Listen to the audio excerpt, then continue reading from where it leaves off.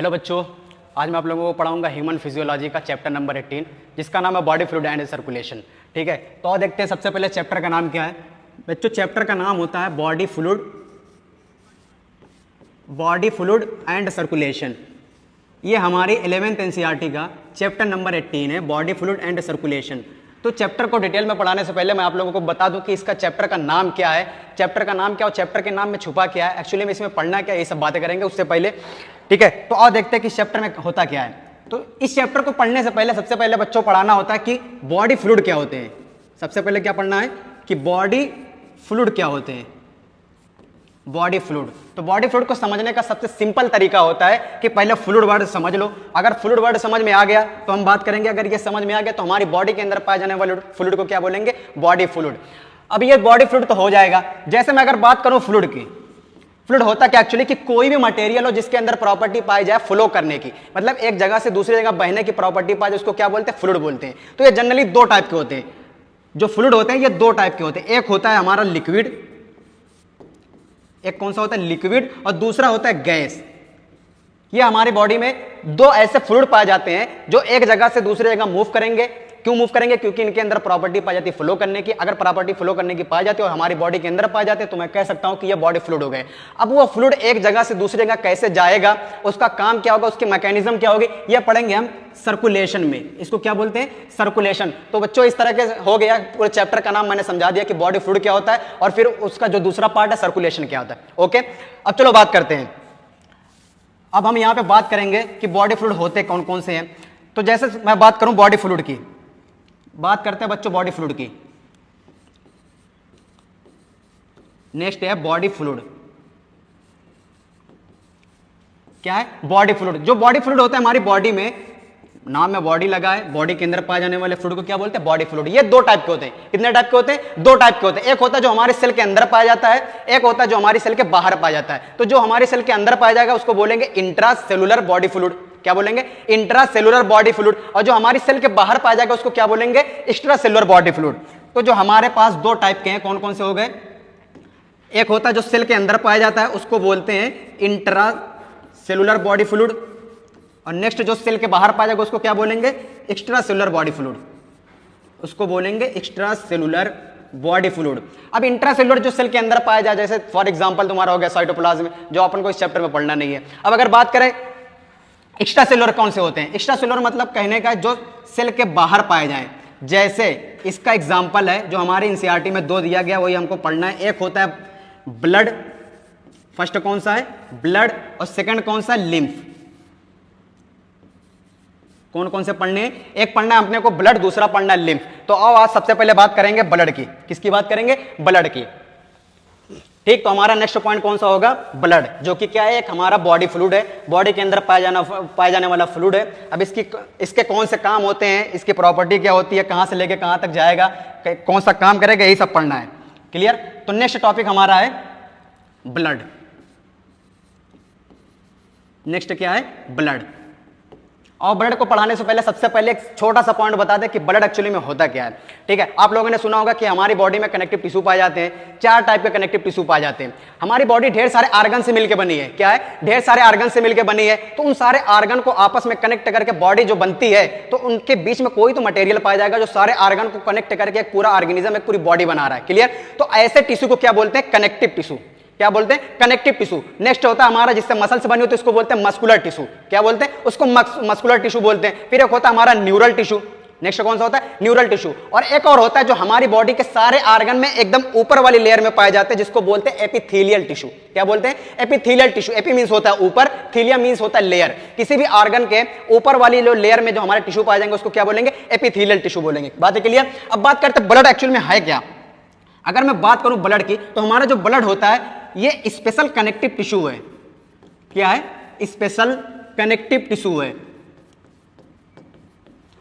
Special connective tissue है हमारा। अब बात करें कनेक्टिव टिश्यू क्या होता है। बच्चों जहां पे भी कनेक्टिव टिश्यू वर्ड है तो समझ जाना इसके अंदर कुछ ना कुछ पार्ट होंगे, किसी ना किसी से ये कंपोज होकर मिल के बना होगा। तो इसके अंदर कौन कौन से पार्ट पाए जाते हैं, सुनो। सबसे पहला कनेक्टिव टिश्यू का जो पार्ट होता है बच्चों, वो होता है मैट्रिक्स। क्या होता है, मैट्रिक्स। अगर ये टिश्यू है तो मैं कहूंगा ये ग्रुप ऑफ सेल होगा, तो उसके अंदर कुछ सेल्स भी पाई जाती हैं। ठीक। और इसके अंदर नेक्स्ट पॉइंट होता है फाइबर। क्या होता है? फाइबर। बट अगर मैंने यहां पे लिखा है कि ब्लड जो हमारा स्पेशल कनेक्टिव टिश्यू है, मींस इसके अंदर कुछ तो स्पेशलाइजेशन होगी, कुछ तो स्पेशल बात होगी। क्लियर? तो इसके अंदर स्पेशल बात कौन सी होती है? जैसे सबसे पहली बात होती है कि जो ब्लड की सेल्स होती हैं वो डिवाइड नहीं करती। क्या होता है? वो उसके अंदर डिवीजन नहीं होता, वो डिवाइड नहीं करती। दूसरी बात क्या है कि उनके अंदर फाइबर नहीं पाया जाता।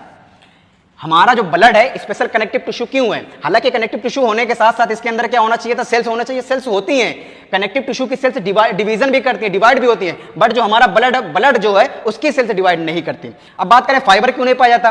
फॉर एग्जाम्पल जैसे ह्यूमन के अंदर क्या होता है? क्लोज टाइप का सर्कुलेशन होता है, तो यहाँ पे वेसल्स पाई जाती है, पाइप पाई जाती है। वेसल्स मींस क्या होता है? पाइप। यहाँ पे जब पाइप पाई जाती है, ये वेसल्स है, तो वेसल्स मतलब होता है पाइप, यहाँ पाइप पाई जाएगी। अब मान लो पाइप के अंदर ब्लड फ्लो कर रहा है, ब्लड बह रहा है, तो अगर तुम्हारा फाइबर पाए जाएंगे तो उसमें क्या होगा?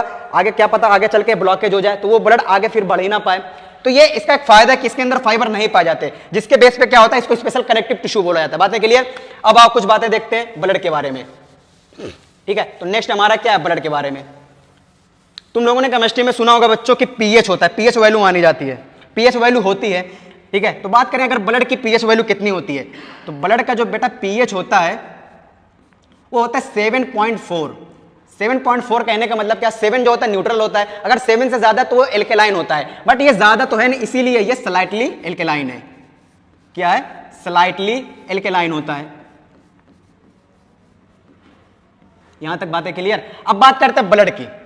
क्या? अब बात करेंगे ब्लड की। ब्लड के बारे में दो बातें बतानी है। ब्लड के बारे में कितनी बातें बतानी है? दो बातें बतानी है। जैसे ब्लड का जो पहला पार्ट होता है उसको बोलते हैं प्लाज्मा। क्या बोलते हैं? प्लाज्मा बोलते हैं। ब्लड का जो पहला पार्ट होता है, फर्स्ट पार्ट होता है, उसको प्लाज्मा बोलते हैं। फर्स्ट पार्ट हो गया हमारा प्लाज्मा। प्लाज्मा। और सेकंड पार्ट होता है, इसके अंदर एलिमेंट फॉर्म्ड होते हैं, जिसका नाम होता है फॉर्म्ड एलिमेंट। सेकंड पार्ट कौन सा है? Formed element. अब आओ बात करते हैं प्लाज्मा क्या होता है, फॉर्म्ड एलिमेंट क्या होता है। जैसे तुमने सुना होगा कि सुना क्या है, तुमने देखा होगा कि ब्लड होता है, ब्लड के अंदर क्या? ब्लड क्या है? एक लिक्विड पार्ट होता है। ब्लड क्या है? एक लिक्विड पार्ट होता है। उसके अंदर अगर ये लिक्विड है तो उसके अंदर प्रॉपर्टी होगी फ्लो करने की, एक जगह से दूसरी जगह फ्लो करके जाने की। ठीक, अगर वो फ्लो कर रहा है, उसके अंदर लिक्विडिटी वाली प्रॉपर्टी है, तो मैं कह सकता हूं कि इसके अंदर कुछ पानी वाला मटेरियल तो होगा, पानी जैसा मटेरियल होगा। तो बेटा जो पानी जैसा मटेरियल होता है ये प्लाज्मा होता है। क्या होता है? यही प्लाज्मा होता है। अब हमारी एनसीईआरटी में लिखा है कि प्लाज्मा का परसेंटेज कितना होता है। हमारे एनसीईआरटी में लिखा है कि नियरली 55% प्लाज्मा पाया जाता है। कितना? नियरली 55% प्लाज्मा होता है। तो जो बचा फॉर्म्ड एलिमेंट कितना हो जाएगा? 45% ये हो जाएगा। यहां तक बातें क्लियर? अगर 55% ये तो दूसरा पार्ट क्या है? नियरली 45% ये हो जाएगा। अब याद रखना कि पी से प्लाज्मा होता है और पी से 55%। एक बात और याद रख लेना, पी से पानी टाइप का। बातें क्लियर? अब बात करते हैं ब्लड के आगे पॉइंट। ब्लड के अंदर जो हमारा ये प्लाज्मा वाला पार्ट होता है, कौन सा? प्लाज्मा वाला पार्ट। तो इसके बारे में मुझे दो बातें और बतानी है। जैसे सबसे पहली बात कि इसके अंदर 92% वाटर पाया जाता है। क्या होता है? 92% क्या होता है? वाटर पाया जाता है। और हमारे एनसीईआरटी में लिखा है कि जो रिमेनिंग पार्ट होता है 6 to 8% प्रोटीन पाई जाती है। क्या पाई जाती है? प्रोटीन पाई जाती है। यहां तक बातें क्लियर? अब बात करें प्लाज्मा। प्लाज्मा के बारे में मुझे दो बातें और बतानी है, उसको ध्यान से सुनना। प्लाज्मा के लिए जो दो बातें और हैं, सबसे पहली बात कि इसका कलर क्या होता है। प्लाज्मा का कलर क्या होता है? तो प्लाज्मा का बेटा जो कलर होता है वो होता है स्ट्रॉ कलर। कौन सा होता है? Straw colour.